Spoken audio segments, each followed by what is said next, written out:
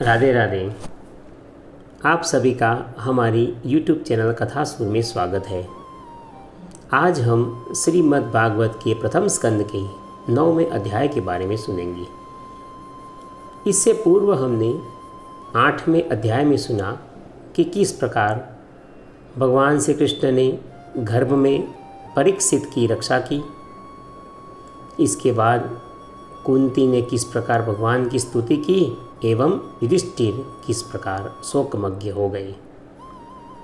इसमें हमने सुना कि उत्तरा की विनंती पर भगवान ने उस ब्रह्मास्त्र के तेज को हर लिया, जिससे परीक्षित की रक्षा हुई। तत्पश्चात कुंती ने हर एक क्षण को याद कर करके भगवान को विनती करके उनकी स्तुति की और कहा कि हे श्री कृष्ण, आपने हमारी हर एक विपत्ति को हर लिया है। हमें सदा विपत्ति में ही आप रखें, क्योंकि विपत्ति आने पर आप स्वयं हमारे वहाँ उपस्थित हो जाते हैं और हमारे हृदय में आकर बस जाते हैं। इसी से ही हमको शांति मिलती है। इसके बाद कुंती ने भगवान के जन्म को लेकर कई प्रकार के हेतु बताए, जिसमें कहा कि आपकी उस बाल लीलाओं को मैं हर हमेशा अपनी आँखों में रखती हूँ कि किस प्रकार माता यशोदा और गोकुलवासियों को आपने दर्शन देकर अपनी लीलाओं से मोहित कर दिया था। हे लीलाधर, आपको मैं नमन करती हूँ। ऐसी स्तुति करके बारंबार भगवान को प्रणाम करती रही। इसके बाद युधिष्ठिर अपने स्वजनों की मृत्यु पर शोक करने लगे। यहाँ तक 8वें अध्याय में हमने सुना था।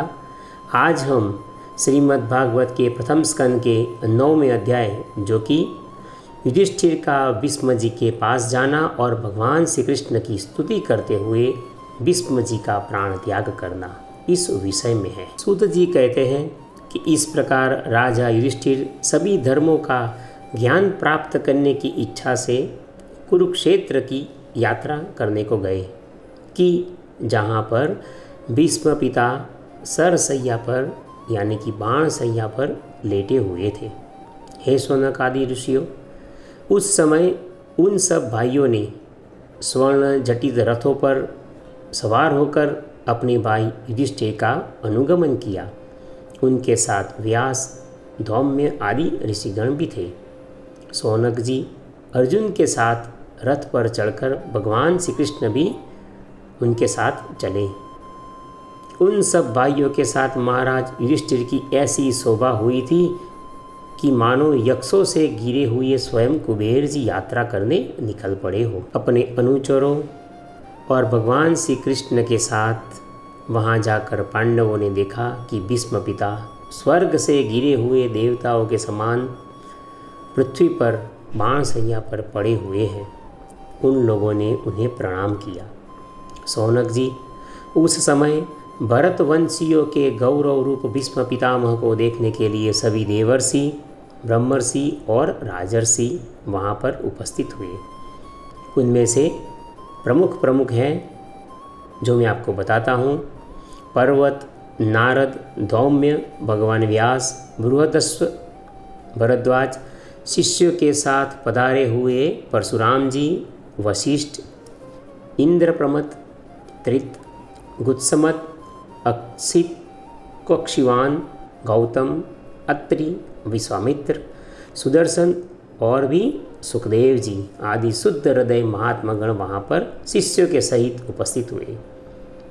ऋषि कश्यप, अंगिरा पुत्र बृहस्पति जी आदि मुनिगण भी वहाँ पर पधारे। भीष्म पितामह धर्म को और देश काल के विभाग को कहाँ किस समय किसका पालन करना है, किस धर्म एवं आश्रम का पालन करना है, वह सब अच्छी तरह जानते थे।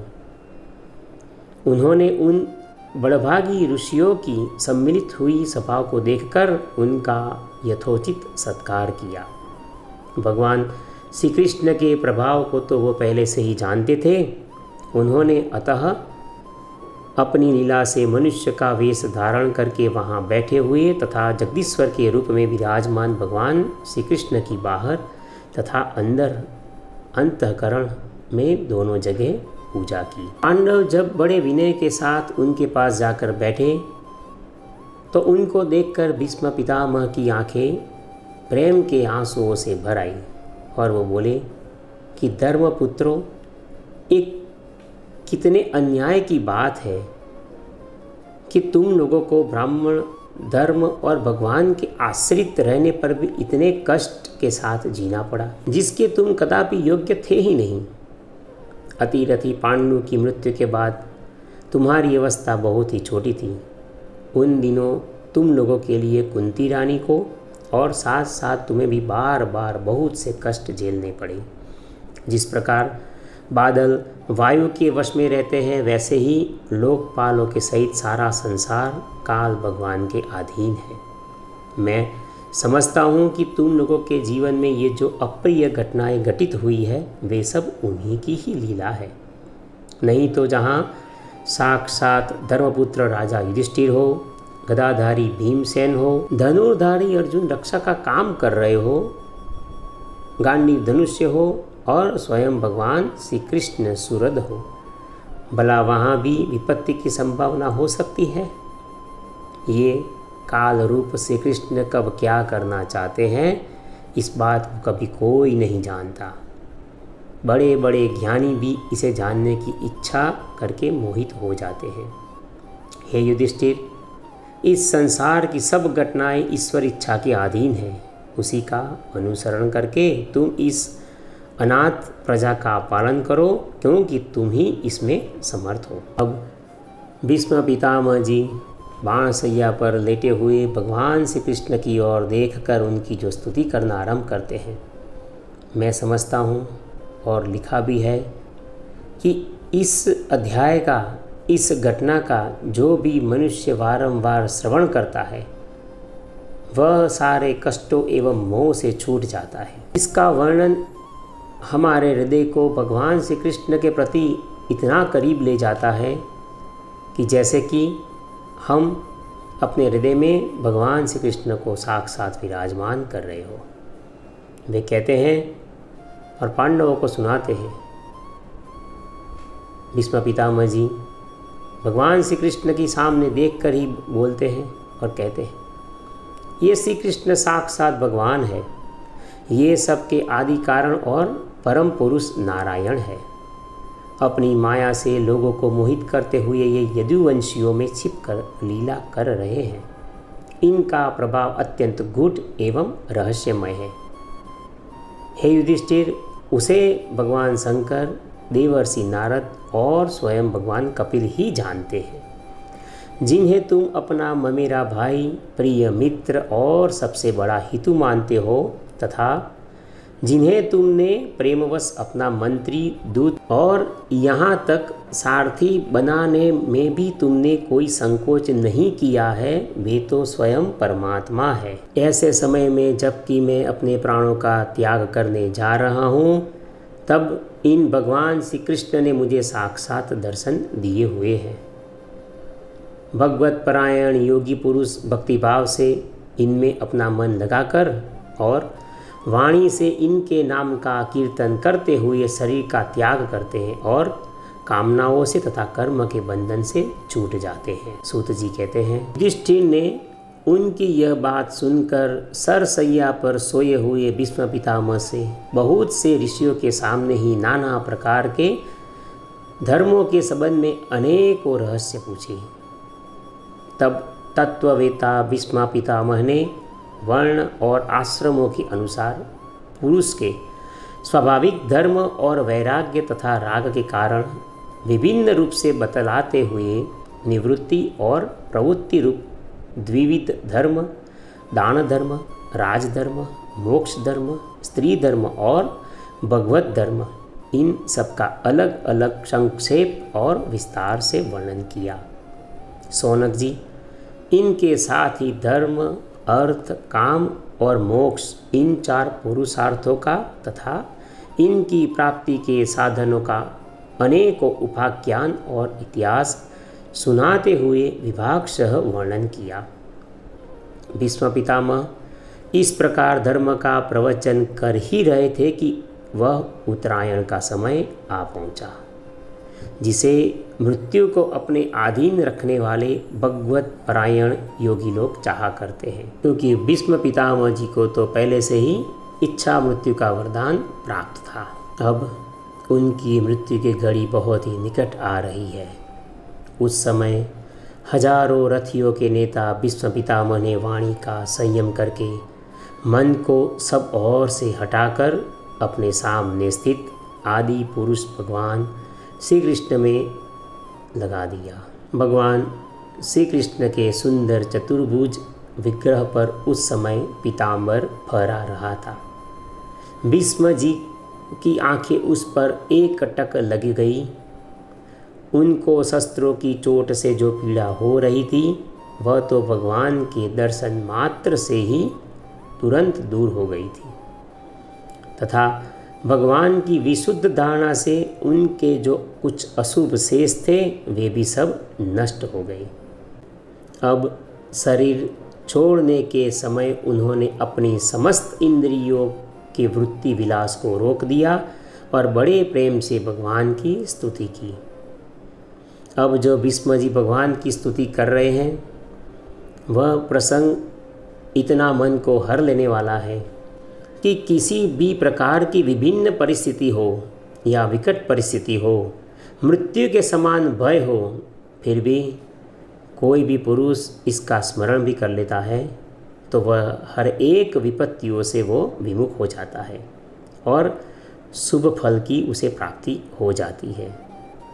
भीष्म जी कहते हैं, अब मृत्यु के समय में अपनी यह बुद्धि जो अनेक प्रकार के साधनों का अनुष्ठान करने से अत्यंत शुद्ध एवं कामना रहित हो गई है, यदुवंश शिरोमणि अनंत भगवान श्री कृष्ण के चरणों में मैं उसे समर्पित करता हूँ, जो सदा सर्वदा अपने आनंदमय स्वरूप में स्थित रहते हुए ही कभी विहार करने की लीला करने की इच्छा से प्रकृति को स्वीकार कर लेते हैं, जिससे यह सृष्टि की परंपराएं चलती रहती है।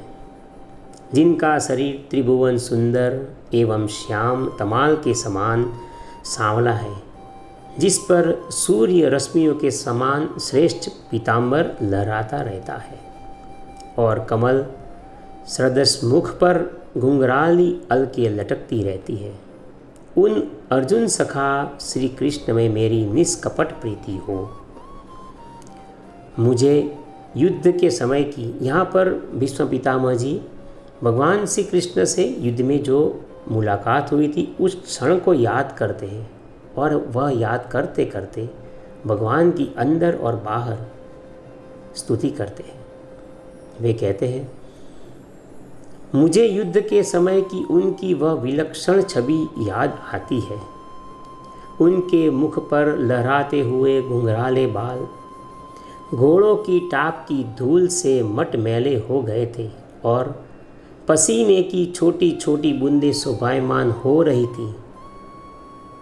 उन सुंदर कवच मंडित भगवान श्री कृष्ण के प्रति मेरा शरीर, अंतःकरण और आत्मा समर्पित हो जाए। अपने मित्र अर्जुन की बात सुनकर जो तुरंत ही पांडव सेना और कौरव सेना के बीच में अपना रथ ले आए थे और वहां स्थित होकर उन्होंने अपनी दृष्टि मात्र से ही शत्रु पक्ष के सैनिकों की आयु छीन ली थी, उन पार्थ सखा भगवान श्री कृष्ण में मेरी परम प्रीति हो। अर्जुन ने जब उस वक्त दूर से कौरवों की सेनाओं के मुखिया यानी कि हम लोगों को देखा तो उसने पाप समझकर अपने स्वजनों के वध से वह विमुख हो गया।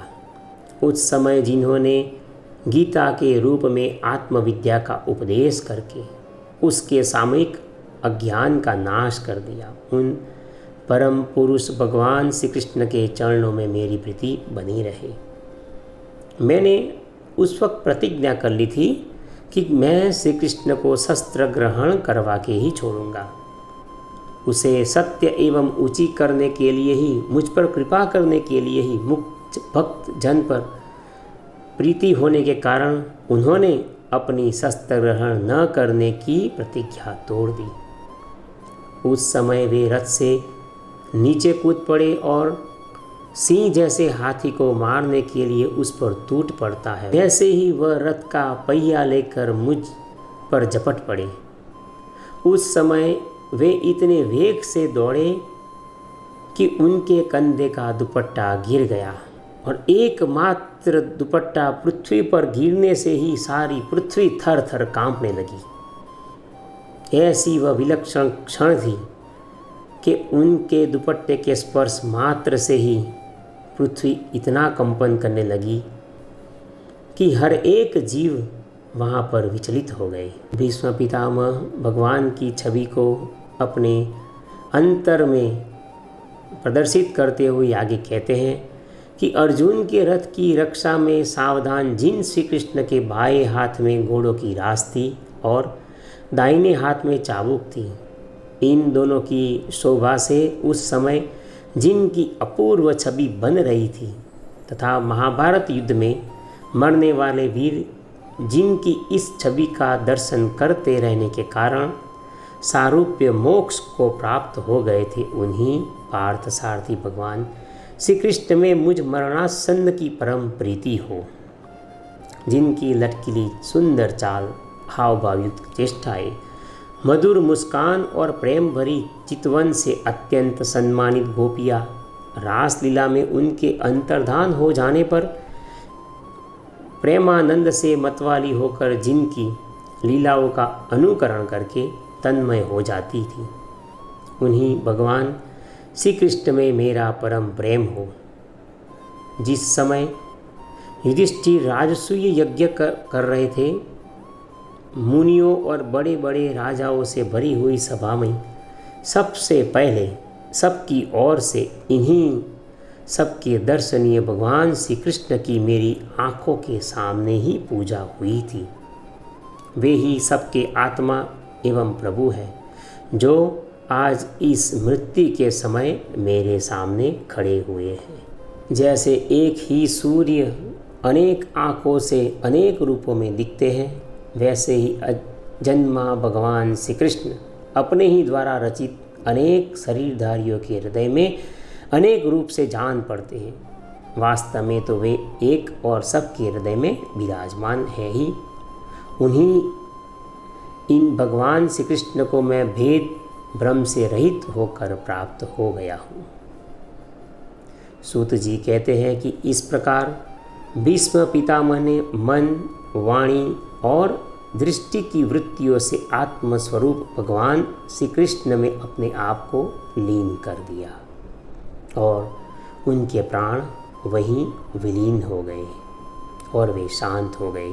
उन्हें अनंत ब्रह्म में लीन जानकर सब लोग वैसे ही चुप हो गए, जैसे दिन के बीत जाने पर पक्षियों का कलरव शांत हो जाता है। उस समय देवता और मनुष्य नगारे बजाने लगे। साधु स्वभाव के राजा उनकी प्रशंसा करने लगे और आकाश से पुष्पों की वर्षा होने लगी। हे सोनक जी, युधिष्ठिर ने उनके मृत शरीर की अंत्येष्टि क्रिया करवाई और कुछ समय के लिए वे शोकमग्न हो गए। उस समय मुनियों ने बड़े आनंद से भगवान श्री कृष्ण की उनके रहस्यमय नाम ले लेकर स्तुति की। इसके पश्चात अपने हृदयों को भगवान श्री कृष्ण में बनाकर वे अपने अपने आश्रमों को लौट गए। तदंतर भगवान श्री कृष्ण के साथ युधिष्ठिर हस्तिनापुर चले आए और उन्होंने वहाँ अपने चाचा धृतराष्ट्र और तपस्विनी गांधारी को सांत्वना दी। फिर धृतराष्ट्र की आज्ञा और भगवान श्री कृष्ण की अनुमति पाकर वे समर्थ राजा युधिष्ठिर अपने वंश परंपरागत साम्राज्य का धर्मपूर्वक पालन एवं शासन करने लगे। यहाँ तक श्रीमद् भागवत के प्रथम स्कंद का 9वां अध्याय विराम लेता है। आप सभी से नम्र निवेदन है कि कृपया आप हमारे इस वीडियो को लाइक कीजिए और हमारी इस चैनल कथासुर को सब्सक्राइब कीजिए। राधे राधे।